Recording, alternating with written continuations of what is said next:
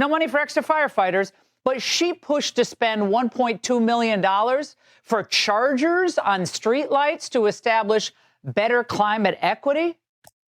How about the $2.1 million for equity and inclusion programs for the fire department?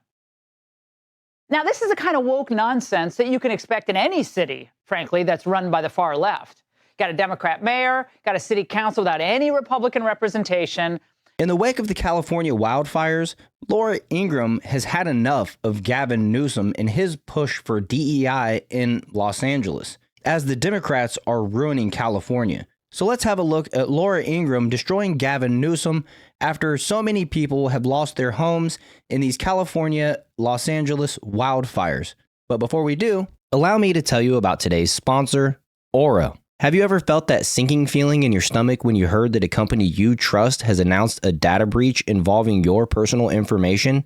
I had that experience a while back, and it really made me reflect on just how vulnerable we can be. A few years ago, I received an email from a popular online retailer I frequently shopped at.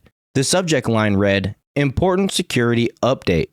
My heart raced as I clicked on it, and my worst fears were confirmed. They had experienced a data breach that compromised the personal information of millions of users, including mine. They detailed how hackers had accessed sensitive data, including full names, addresses, dates of birth, and most alarmingly, social security numbers. In that moment, I felt a mix of anger and panic. How could this happen to me? I had trusted this company. I immediately started to think about the potential consequences. What if someone used my information to open a credit card in my name? What if I became a victim of identity theft? This incident was a wake-up call for me, and it highlighted the importance of having solid protection against identity theft. That's when I discovered this video's sponsor, Aura. And let me tell you, it has been a game changer. Aura is a fantastic tool to help protect your personal information and keep your identity safe. Aura provides comprehensive identity theft protection features that monitor your data across billions of data points, including the dark web and public records. One of the most compelling aspects of Aura is their identity theft protection. They alert you if your social security number or other personal information is found in potentially compromised areas. If anything suspicious happens, you can rest easy knowing that every adult on the account, up to 5 people, receives $1 million in identity theft insurance to help cover eligible losses and expenses. This is a total of up to $5 million in coverage. If you're as concerned about your personal information as I am, I highly recommend trying out Aura. You can go to my link at aura.com/America to get a 14-day free trial and see if any of your personal data has been exposed.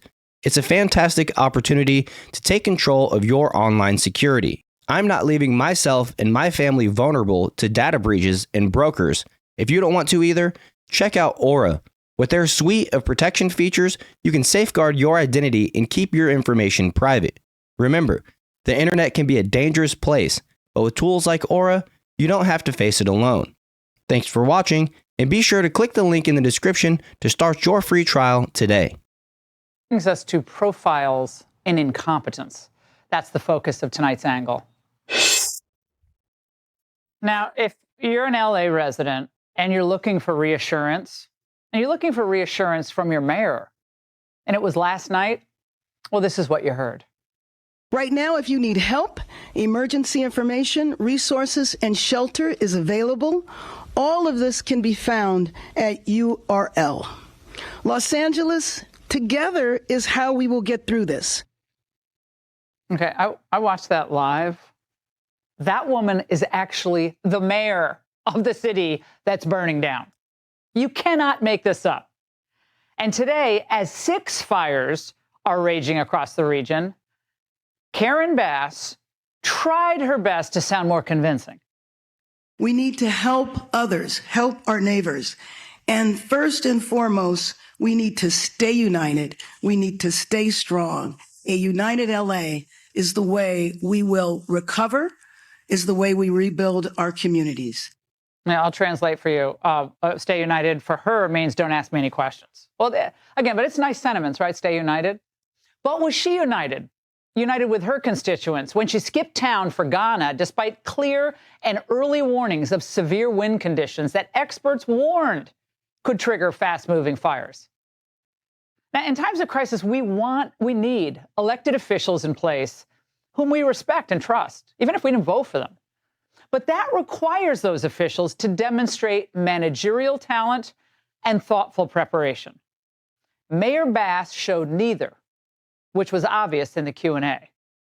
My crew and I arrived shortly after it started, and for several hours we watched as hundreds of homes in a neighborhood burned to the ground. We did not see a single fire engine. We watched as Good Samaritans guided traffic. What explains this lack of preparation and rapid response? Let me just say, first and foremost, my number one focus is that we have to protect lives, we have to save lives, and we have to save homes. Rest assured that when rest assured, let me finish. Rest assured, when that is done, when we are safe, we will absolutely do an evaluation to look at what worked, what didn't work, and to correct or to hold accountable any body, department, individual, etc. Well, I can tell you what doesn't work. Not trying. That one definitely doesn't work. Etc. Like, we don't need a postmortem. We already know what her party's policies and priorities have been. And Americans can see for themselves what having no water contributed to over the past 72 hours. So people are just totally shell-shocked. I have so many friends that live in the area. One of my dearest said that out of 11 of the 23 families in his granddaughter's class, 11 of them lost their homes. 11. Now, you think of the emotional trauma to children and, of course, to adults. And the property damage? Look at this view down the PCH in Malibu. Now, the homes there are worth in the millions, as we know. All the iconic businesses, gone. The cost to restore these areas could top now $50 billion. I bet it's more, making this the costliest fire in U.S. history. And I know the Trump administration will make rebuilding these communities a top priority, because that's what America First is all about, after all. Now, of course, the liberals in charge out there have other ideas of what to put first. And it wasn't the safety of taxpayers who pay their salaries. Can you address the criticism now over the budget issue and the slashing, $17 million? I think if you go back and look at the reductions that were made, there were no reductions that were made that would have impacted the situation. And then there was a little bit, it's most important to understand that we were in tough budgetary times. Everybody knew that, but that the impact of our budget really did not impact what we've been going through. Oh my God, this woman really thinks we're as stupid as she is. We're supposed to believe that she, Karen Bass, is worried about spending, about budgetary constraints. Oh, and it's true that the city has a $300 million budget deficit. So I'll ask this: why, right after her election, did she move to fast track her city sanctuary city status that would shovel millions of dollars out the door to illegal aliens? Why'd she do that? No money for extra firefighters, but she pushed to spend $1.2 million for chargers on streetlights to establish better climate equity. How about the $2.1 million for equity and inclusion programs for the fire department? Now, this is the kind of woke nonsense that you can expect in any city, frankly, that's run by the far left. Got a Democrat mayor, got a city council without any Republican representation. And lest you think her deputy could help in this firestorm? Well, think again. Meet Brian Williams, her trusted number 2, who was placed on leave while he's being investigated by the FBI for making bomb threats, which we had his photo up there.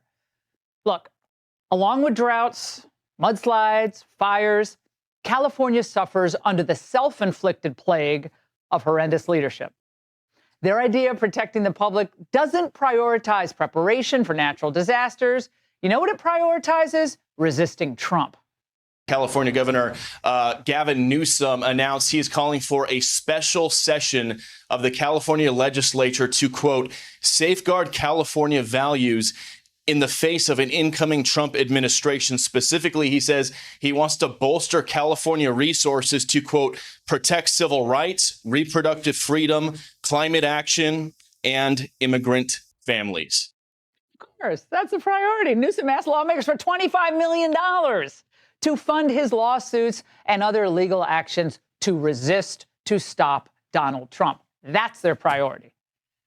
And if Governor Newsom thinks he'll parlay his wildfire management skills into national office, well, I think this clip may come back to haunt him.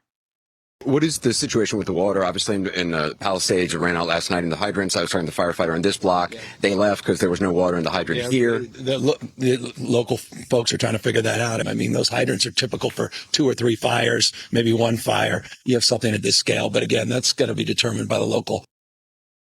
Okay, maybe he should go into acting because he kind of looked the part, right? You see him with that jacket and the hat. And yeah. But let me be clear. Everybody knows how much I love California. It's where most of my family lives. No one deserves the type of incompetent, DEI-obsessed leadership that has produced such disastrous results. Not just this wildfire management, but everything else that happens in California. So we must do better. And I believe President Trump and his team will be part of that solution. The angle expects to see a whole-of-government approach here, including support from Republicans on Capitol Hill. I'll talk to John Thune in a few moments. Got to rebuild LA. Got to take every possible federal measure to prevent this sort of bungling from happening again. These people are fellow Americans. We're not going to desert them. And I look forward to 2028, when President Trump will welcome the world again to the LA Olympics. I was there in 1984.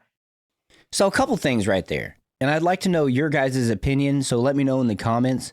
Should Donald Trump use federal funds to rebuild LA, or should he completely cut off California and say, hey, look, if you want to be a sanctuary city, if you want to prioritize illegals over the American citizens, you get 0 federal funding? It's a tough question. I would rather see my federal funds go to rebuilding LA instead of going to Ukraine. But if California and Gavin Newsom are going to solidify themselves against Donald Trump's administration, basically outright making the statement that we don't like you and we think that everything that you're going to do in our state is bad, then why should Donald Trump give them anything? So, like I said, it's a hard question to answer, especially when you factor in if Donald Trump decides to rebuild LA with federal funding, is it just going to go and fall back under the same DEI prioritizing leadership? Because if it does, there's no reason to waste the money.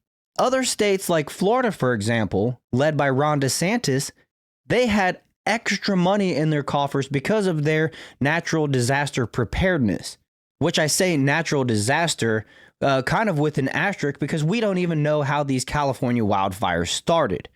Regardless, there's one thing that's for sure, just like there's going to be hurricanes in September and October in Florida, seemingly every year there's wildfires in California between January and March. So who's to blame for the lack of preparedness? It's the governor, it's the mayor, it's the leadership of California, who we've watched over the last 4 years literally spend billions of dollars facilitating illegal immigration, working against the American people. And now that they're in trouble, how do we handle it? Let me know in the comments. I hope you guys enjoyed this one. If you did, make sure you hit that like button, subscribe to the channel, share this video, and I'll see you guys in the next one.